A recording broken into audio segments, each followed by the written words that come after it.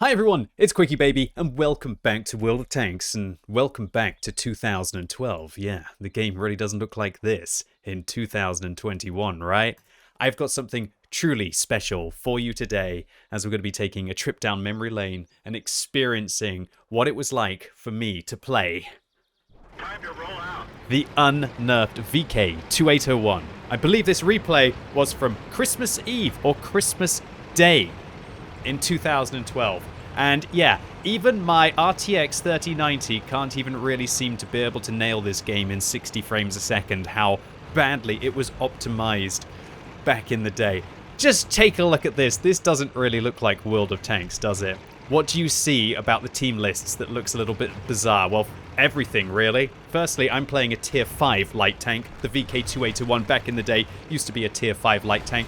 Secondly, there are tier 10 vehicles that a tier 5 tank is getting matched up against. No, I'm not just lying about these things. It really was the case in World of Tanks back in the day that tier 5 light tanks had to deal with tier 10 vehicles on the enemy team.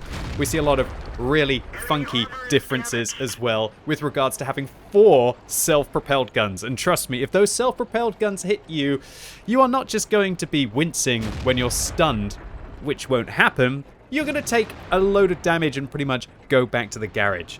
When I take a look at what... Oh, that's the most important thing. Oh my lord, back when the IS-7 gun used to be erect on top of the tank. Oh my. I think there's a way that you can be able to get a skin on your current IS-7 to be able to have that there on that vehicle. And it does look rather fetching in that position. So the VK2801, that's what the video is going to be focused on today. This is one of the most outrageous games you'll ever see, because I'm firing high explosive rounds currently at the bat chat. The high explosive rounds on this tank pretty much unchanged compared to the VK with the 105mm that was just released back into the game as a well-deserved reward. But take a look at this. This is really why the VK used to be completely broken overpowered. That's right, 150mm of high explosive anti-tank rounds. Now, this isn't so far back in the day that the high explosive anti-tank rounds excuse me, sorry, were only available for gold. This is not me being the biggest gold noob. I never purchased gold rounds for gold except for on my E100 for Clan Wars, but luckily I was in a clan which I actually am in at this moment, at this time. Philo, which stands for first in last out, which I think is still going on the European server, so shout out to all of you old school gents that I used to have so much fun playing around with. I hope you're doing great. That we managed to have large parts of the map, and then we'd get gold income, and then it was given out to the players, and so we got to fire gold rounds inside the not ranked, just the competitive game mode, which was your Clan Wars back in the day. And you had to control map to be able to get the gold, to be able to fire more gold rounds, I guess. And it looks like maybe that the lag in 2012 was a real thing. Yes, wow, look at that.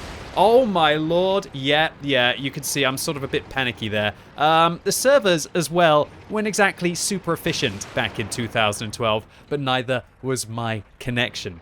At that stage, I believe I was just starting streaming on Twitch. I wasn't even partnered on Twitch at that point, which had a different icon, different banner, totally different style.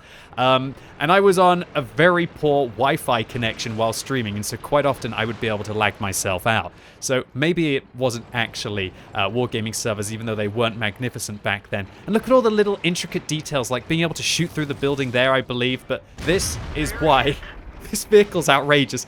That is a tier 5 light tank dealing 350 damage to a tier 10 Soviet heavy vehicle.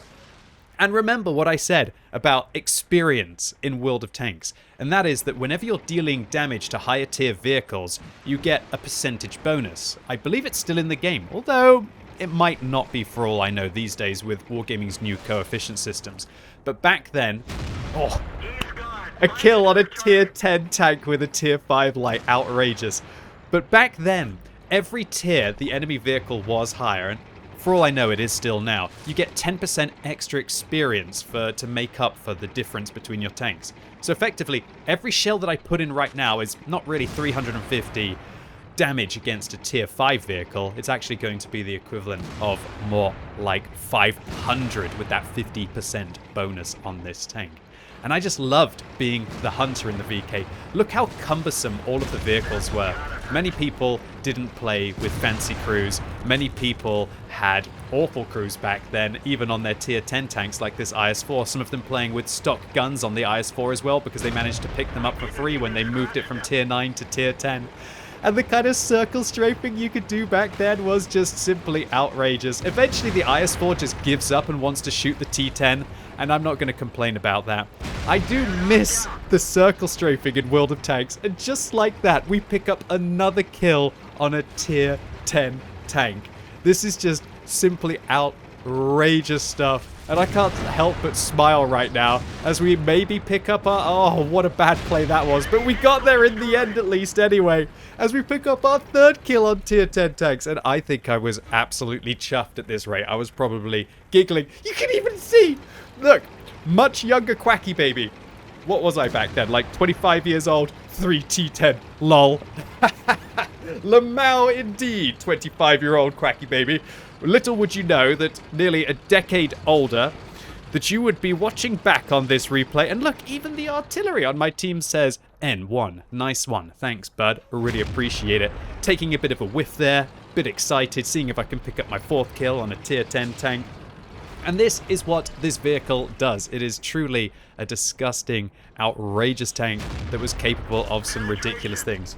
You can see that I'm being a little bit too free to play there, trying to fire a high explosive round and not a high explosive anti-tank round against the artillery. And I obviously instantly regret it as I dab the 2 key, which I've actually put on my 1 key once again.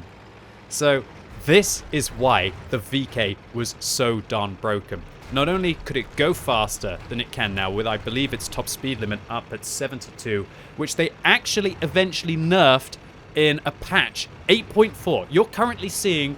this is the 8.2 version of the game, which was released in December 2012, where the TOG was added into the game. Wow, what an amazing patch.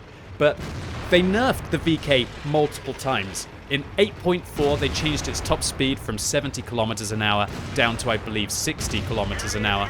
And that's why you see me using the fuel consumable on this vehicle, because its power to weight ratio was actually quite poor, and the fuel helped it to be able to get into position. And did we just pick up our 4th kill on a tier 10 tank? Oh my lord, what an absolute little savage I was. Oh, have I not gone back far enough for all of you? How about I go back even further still? Now we're going to be going back to the 8.1 patch, which I believe 8.2 was released in December, so it's very likely this is either going to be November or before. We're playing on the Sand River map, and well, I have to admit, the desert textures there don't look too bad. Everything else looks pretty mediocre, and there was no opportunity to be able to go up and around on this map, so you had to watch out for that. The fact that you couldn't go up and around meant that this was a bit of a campy location, and most people would actually focus towards the south of this map. There's not the hill, I believe, that they added in later on that was actually located in this area. So I should talk more about the VK and its changes. So sorry, wrong screen there. I'm pretty excited today, if you didn't notice. So the big thing that they changed in the 8.4 patch, which came out in March the 8th, 2013, was not just they changed the speed limit of the tank, not just that they nerfed the armor from 60mm at the front down to 50mm at the front and 40 at the side down to 30 at the side, which meant that it gets overmatched a lot, but also Wargaming moved it up to tier 6. All of the replays you're seeing now are from when every single light tank was tier 5. Even the Chaffee, which was the equivalent of the, I guess it's called the T-37 now or whatever. I can't even remember what it's called. T-32? No, not T-32. I think it is the T-37. You know the one that I mean. The tier 6 American light tank that used to be what everybody knew as the Chaffee back in the day. It was the first tank, I think, that I ever played where I got over 2,000 base experience in the first game that I played. I love that Chaffee to death, and I absolutely despise the fact that it is now up at tier 6. So the VK, when it got nerfed in the 8.4 patch, definitely took a huge chunk away from it. But the vehicle was outrageously overpowered. I mean, from what you're seeing me do today, it's not just tier 10 tanks that you're effective against. Let's see what the vehicle is like when you're playing against equal and only 1 or 2 tiers higher. How hilarious is that? I'm looking at this as like a juicy, nice matchup for the vehicle. But also remember that I believe light tanks back in the day got matched up as if they were higher tier mediums. So this is the equivalent of me driving a tier 6 medium tank around. I have no idea actually about the matchmaking. It's just such an enigma. It's such a bizarre thing. All I know is that great physics, Wargaming. Yeah, so some things have never changed. Which was added in only literally the patch before this one.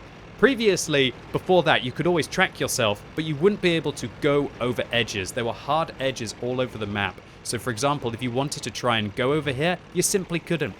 8.0 was arguably the best patch in World of Tanks history because it enabled you to actually go over ridges. Think about mines, for example. Imagine mines if there's only one way up and down from the hill in the center. Oh my lord, what was that? A tier 5 self-propelled gun hitting me for nearly 400 hit points there? Well, thankfully, some things have changed, right? Although at least I'm not stunned after and having to use my medkit. Other things to mention. Yeah, single-use repair kits. Yeah, that repair kit is not coming back anytime soon until I go into the garage and I pay to resupply it on my tank. So the VK getting nerfed was necessary, okay? This vehicle was disgusting. I'm actually appalled by how many games I think I have from replays that I have in the VK. I think I got at least 100 or 200 of them. And considering that the vehicle was only really in this state for about half a year, yeah, I don't think I was so much of a clean player like I am now with regards to picking and choosing maybe not the most overpowered tanks to be able to play, right? Talk about overpowered tanks. We're currently shooting at a KV-1S, ladies and gentlemen. That is a tier 6 heavy tank that has a 122mm, at least it had back in the day, and it still has now. But that 122mm back in the day on the KV-1S had 8 degrees of gun depression and a much better aim time, much better gun handling, and much better accuracy than the vehicle does now.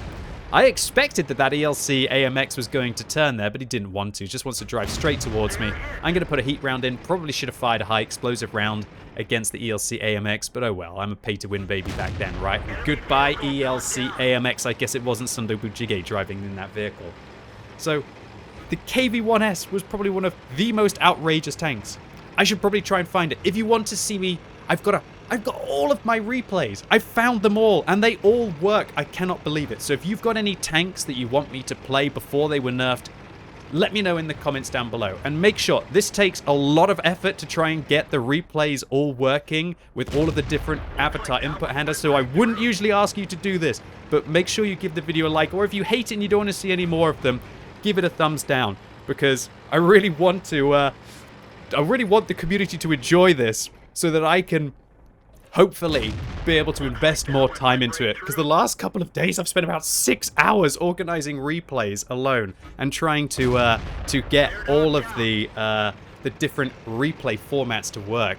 I've got about 3 terabytes of World of Tanks versions on my hard drives. Yes, I know, I'm the Omega nerd, but I think hopefully it's going to generate some interesting content for all of you as well. So, final word on the VK. It wasn't just nerfed once. Apparently it wasn't enough, because 2 patches later, after 8.4, where this vehicle was Omega nerfed with its tier change, Wargaming also destroyed the high explosive anti-tank derb. And it didn't just affect the VK2801, it also affected the M4 Sherman.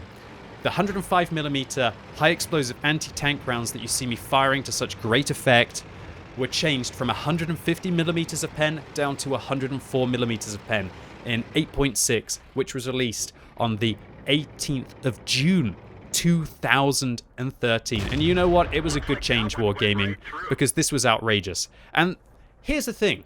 The reason why I will always call gold rounds is because back in the day, how many premium tanks do you see? Not one premium tank. That's because there weren't really very many premium tanks in the game, especially at the mid-tiers. Everybody was playing tech tree tanks. And the only players who could afford to fire this amount of credits were people like me who had premium accounts and premium tanks. Hence the reason why they've always been gold rounds, and to a degree now, irrelevant of how many credits you can get in the game through participating in events, marathons, or your opportunities to be able to get premium tanks for free, I still will call them gold rounds even to this day, because they are a premium tool that only the premium players can afford. And back in the day, yeah, the outrageous VK2801 and the results that you see here.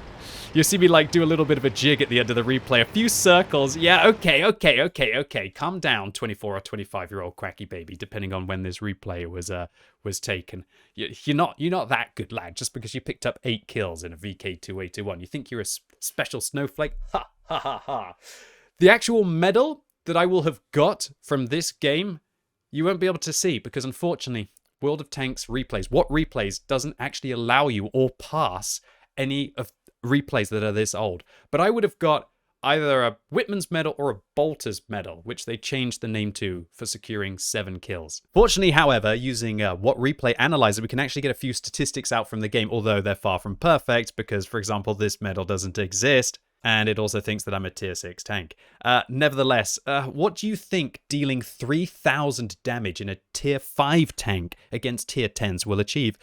Yeah, 3,076 base experience. I see absolutely no problem here. I'd like to clarify, however, that I believe that's actually a bug. And this is probably only 2,000 base experience rather than 3,000.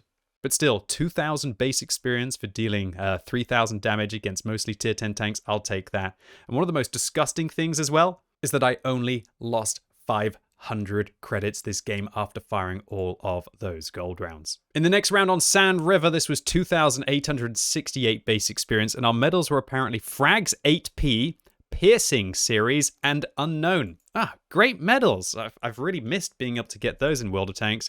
And while it's saying that I got 2,868 base, I believe that I'll be getting a third less than that, so roughly about 1,900 base. And I actually even managed to squeeze out an 8,000 credit profit. Ooh, that's pretty disgusting. So the VK2801, definitely one of the most disgusting tanks in World of Tanks history. While maybe you're all jumping around in your well-deserved reward, having a little bit of fun, also don't forget of just how outrageous this vehicle once was. Anyway, ladies and gentlemen, boys and girls, I really hope you all enjoyed this trip down memory lane to take a look at the VK2801 before it was nerfed. If you did and you want to see me make more of these, they do take an exceptionally long time to be able to prepare, then make sure you give the video a thumbs up. And as I said, let me know in the comments what tank you want to see me do next. And if you're watching this video as it's released on Sunday, it's time for the World of Tanks Tech Tree Showcase, but in 2021 rather than 2012. And today, as the Badger just became top of the tree, I'm going to be playing through to some of the most durable and highest DPM tanks in the game. So come along if you want to know all about the British Tank Destroyer Tech Tree and watch me smite some scrubs for the Queen. And so, really looking forward to seeing all of you live right now on twitch.tv/QuickyBaby. And as always, thank you so much for watching. You've been epic, and hopefully I'll see you soon.